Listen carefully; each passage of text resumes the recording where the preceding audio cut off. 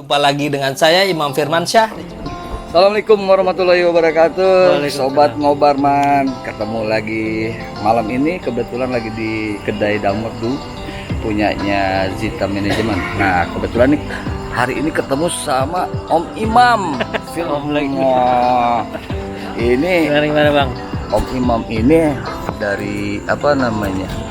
Dari Dewan Kesenian Jakarta, ya kan? Juga seniman tradisi Betawi ya khususnya ya. Iya.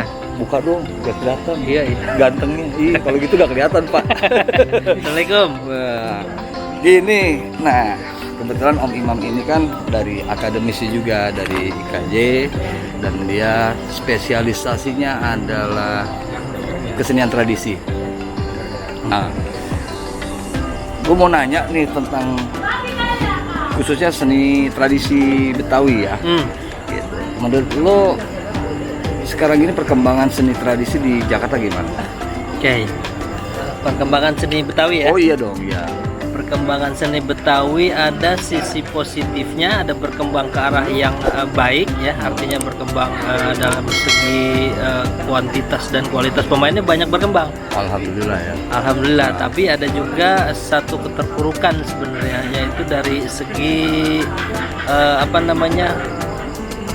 lagu-lagu klasiknya itu Bang Febot. Jadi ada banyak lagu klasik Gambang Kromong itu yang sekarang udah nggak bisa dimainin tuh sama orang-orangnya Karena mungkin lupa kali ya. lupa, terus banyak yang udah meninggal pemain-pemainnya tanpa sempat ngajarin tuh ke yang muda-mudanya. Iya. Jadi misalkan itu di lagu di Gambang Kromong itu dikenal sebagai istilahnya lagu dalam. Oh, lagu dalam. Nah, lagu dalamnya misalkan judul lagunya itu Pobin Kongjilok, Pobin Pepantau, terus Pobin Puasilitan dan lain sebagainya. Itu banyak banget tuh lagunya tuh harusnya. Nah, sekarang cuma selamat nih tinggal satu. Pobin Kongjilok. Itu Dari sekian banyak. Dari sekian banyak.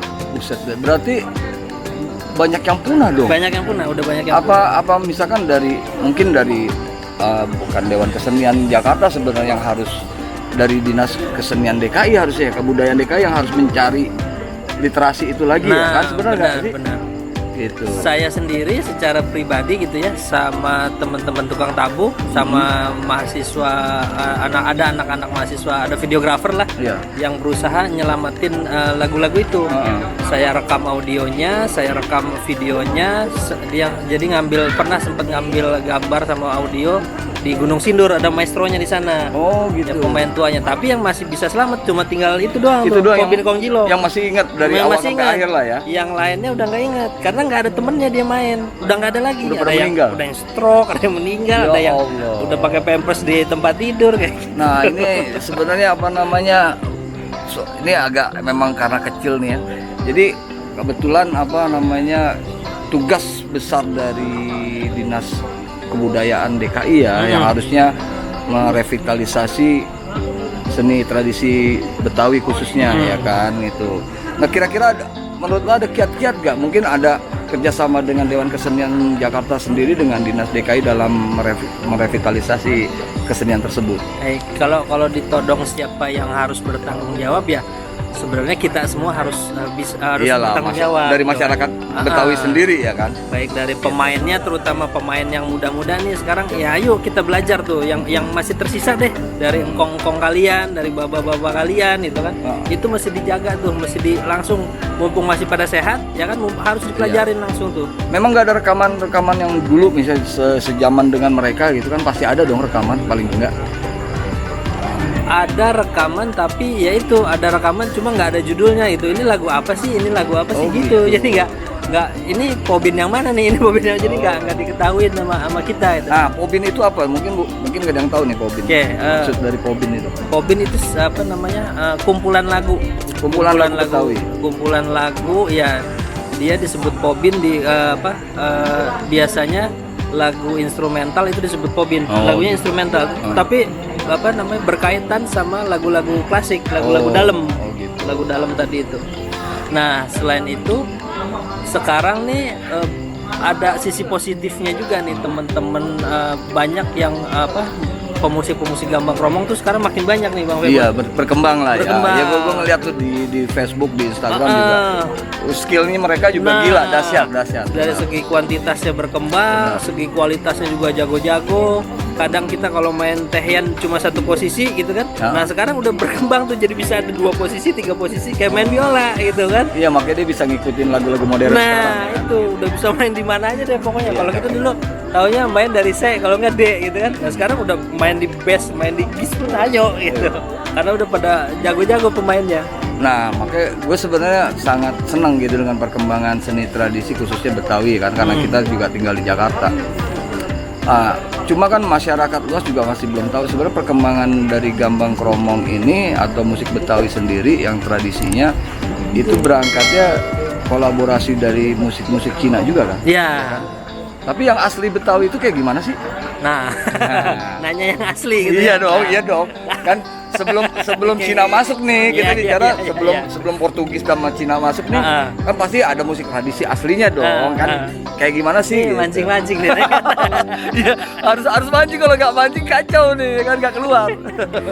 Jadi Betawi itu kalau kita tahu ya gabungan dari beberapa etnis. Jadi dia etnis yang cukup baru. Sunda masuk dong ya? Masuk. Sunda, Bugis, Melayu, gitu. masuk Jawa, masuk, kelihatan lah dari pantun-pantun gambang kromong gitu misalkan. Banyak yang ngambil dari pantun-pantun Melayu tuh, pantun Riau, pantun Melayu Deli. Makanya dia masuk ke Melayu muda ya. Nah, gitu benar. ya. Jadi banyak di situ. Terus ada Detro Melayu ya? Iya, ada tehian misalkan. Tehian mungkin adaptasi dari alat musik Tiongkok, Tionghoa gitu ya. Iya. Erhu, terus dimodifikasi akhirnya jadi seperti yang sekarang ini, yang tehian, kongahian, sukong yang kita kenal sekarang ini gitu. Nah, dari nama-namanya juga udah Tionghoa banget kan, tehian, kongahian, sukong gitu. Tapi kan. itulah apa kelebihannya orang Betawi saat itu ya mungkin ya. Kalau erhu itu kan dibuat dari kayu ya. Iya, kayu. Mungkin karena mungkin orang Betawi saat itu berpikir kayu ini kan termasuk mahal juga ya kan di Jakarta ya kan gitu. Mungkin mereka buatnya dari kelapa itu ya kan. Jadi termasuk perkembangannya yang sangat signifikan yang dibuat seniman Betawi saat itu ya kan. Ya, jadi dari erhu terus transformasi jadi tehian atau kongahian yang suaranya lebih cempreng gitu kan. Iya. Yang sesuai sama sebenarnya karakter orang-orang Betawi yang tinggal di Jakarta yang gitu. nyablak. Nah, itu. Bener-bener sebenarnya bener-bener cempreng tuh sama jadi, nyablaknya. Jadi nggak salah kalau misalkan orang Betawi dibilang nyablak ya, sesuai dengan alat musiknya ya kan? Gitu ya. Oh bener-bener. Nah kalau perkembangan tari sendiri yang mengikuti dari musik itu apa lebih berkembang di musiknya apa tarinya? Kalau menurut lo nih kan gitu. Tapi kalau menurut gue sih kan penglihatan gue sebagai masyarakat di luar Betawi nih misalkan. Kalau gue ngelihatnya bahwa perkembangan tarinya agak sedikit lambat ya. Enggak juga ya? Enggak juga sih. Apa karena mungkin gue kurang gaul ya? Gue kurang gaul bro sama musik tari Betawi. Jadi kalau bayangin aja di Jakarta itu kan ada FLS 2N tuh. Oh iya, iya. Yang mereka, sekolah-sekolah. Iya, mereka seleksi mulai seleksinya dari tiap kecamatan kan. Wih mantap. Kecamatan, terus dia masuk ke kota, baru masuk ke provinsi. Dan itu jenjangnya banyak, mulai dari jenjang SD, SMP, SMA, SMK. Nah, bayangin aja tuh ada berapa karya tari yang terbentuk pada saat FLS 2N itu. Dari kecamatan. Bener. Tuh ya, gila iya, ya. Makanya. Berarti ada ratusan dong ya? Bisa ada ratusan ya. Nah, kita hitung aja dari misalkan kalau dari 50%-nya sekolah aja, kita bisa lihat tuh statistiknya di DKI ada berapa sekolah, 50%-nya ngirim peserta FLS 2N. Nah, itu banyak banget nanti kan. Nah, ini sekarang gue mau nanya yang menyangkut dari basic lo nih di Dewan Kesenian Jakarta kan. Tugas pokok dari DKJ sendiri atau Dewan Kesenian Jakarta itu apa sih? Satu ya kan, kedua kontribusi Dewan Kesenian Jakarta sendiri terhadap seni Betawi di Jakarta ini bagaimana gitu, untuk perkembangannya kah, untuk pelestariannya kah, atau untuk dari segi komersilnya, dari bisnisnya kayak gitu lah. Nih ngetes nih. Bukan ngetes ya kan, maksudnya ini kan buat teman-teman juga. Oh ya, ternyata kontribusi Dewan Kesenian Jakarta terhadap seniman-seniman khususnya seniman Betawi itu jelas gitu loh bro. Ibarat bener gak bro ya kan, jadi nggak cuma sekedar apa namanya nama besar Dewan Kesenian Jakarta, tapi kontribusi terhadap seniman minim kan gitu. Harus jadi, ini dong. Jadi sebenarnya Dewan Kesenian Jakarta itu memfasilitasi khususnya komite musik ya, komite musik memfasilitasi musik-musik non populer sebenarnya, non yang kalau sering ditampil di TV udah lah nggak usah diurusin. Tapi musik kontemporer, musik tradisional, musik klasik itu yang kita urusin, kita bikinin program supaya dia bisa ada ruangnya untuk berpentas gitu. Termasuk revitalisasi tadi. Kalau revitalisasi kita akhirnya balik ke kata itu tadi Jakarta ya, Dewan Kesenian Jakarta. Jadi urusannya tidak hanya seni Betawi saja. Oh, yang gitu. Berarti yang masyarakat yang ada di sini lah. Benar. Jadi musik Melayu yang ada di Jakarta, musik Bali yang ada di Jakarta, atau musik jazz yang ada di Jakarta, musik indie. Nah itu urusannya. Seluruhnya. Makanya akhirnya dampaknya emang agak-agak jadi kurang luas gitu. Luas ya. Dan sementara enggak dampaknya enggak kecil jadi. Iya, dampaknya coba ya hanya segelintir orang, tapi memang yang program andalan kita itu adalah Pekan Komponis. Nah, Pekan Komponis itu itu program untuk mencari komponis-komponis muda yang basis musiknya asalnya dari tradisional, kontemporer, klasik gitu. Pokoknya yang non populer lah.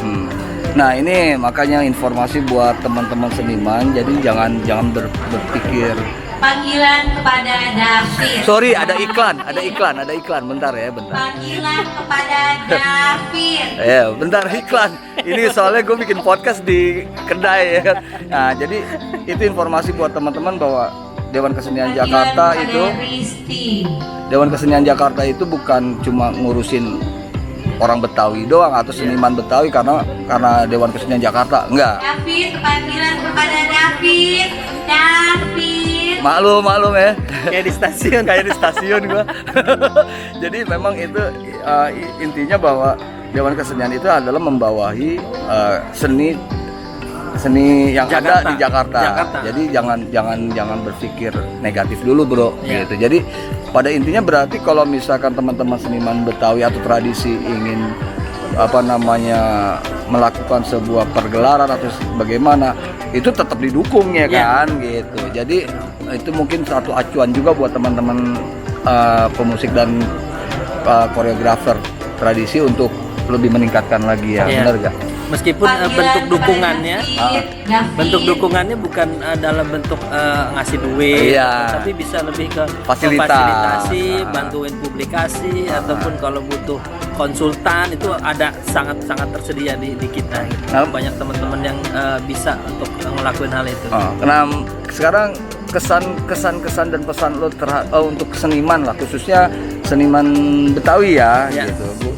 Dan umumnya tuh untuk seluruh seniman di Indonesia lah yang menonton podcast Ngobarman ini.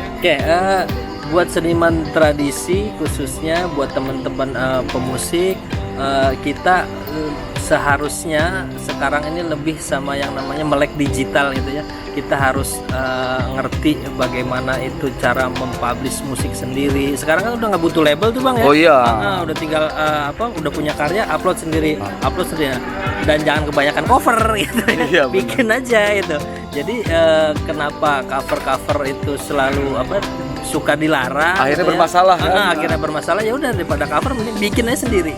Gitu. Apa susahnya sih kalau kita belajar pasti bisa deh. Jadi lakuin aja yang apa yang teman-teman bisa. Kemudian ya itu tadi melek digital. Jangan mentang-mentang musik tradisional terus anti sama digital. Enggak, justru yang digital itu membantu kita untuk mengemas musik kita, mengemas karya-karya kita. Gitu Bang Febri. Ya, apalagi kan sekarang kita bisa lihat lah melalui YouTube atau Spotify bahwa masyarakat Indonesia yang di dunia seni ini sangat kreatif ya, sangat kreatif banget gitu. Mereka bikin konser virtual lah, ya mereka bikin karya secara YouTube ya kan, video YouTube. Cuma memang banyak masih sekitar 40-50% itu mereka lebih banyak ke mengcover ya kan. Padahal secara kualitas mereka bisa bikin mampu harusnya kan gitu loh. Nah itulah mungkin buat teman-teman Apalagi di musik Betawi ini kan, musik Betawi ini sekarang ini setelah eranya Benyamin S, belum ada karya-karya baru yang muncul yang bisa booming kan Iya, gitu, benar gak? benar. Ya mungkin ini PR juga buat teman-teman ya, benar gak sih? Iya. Nah, mungkin ya segini dulu deh, berhubung kita lagi di kedai Damerdu. Jadi podcast kita agak-agak kayak di stasiun. Ya kan? Nah, ini Bang Imam ini salah satu yang sampai sekarang konsisten mengangkat seni tradisi memang, dan beliau juga asli Betawi Sunda ya. Iya. Ya, Betawi Sunda. Sunda Padang sih sebenarnya gua bukan orang Betawi justru gua. Wah, nah ini orang Betawi ini harusnya bagaimana harus bisa membuktikan lebih baik dong dari gitu kan gitu. Oke, buat teman-teman yang menonton Ngobarman, selamat menghadapi Lebaran Idul Fitri sebentar lagi ya, 5 hari lagi. Ya. Minal aidin wal faidin. Mohon maaf lahir dan batin. Sampai jumpa bersama dengan Bang Imam. Jangan lupa subscribe, like, comment, and share. Muka gue nggak kelihatan, nggak apa-apa ya. Yang penting narasumber gue kelihatan ya, bro. Yo, assalamualaikum warahmatullahi wabarakatuh. Waalaikumsalam.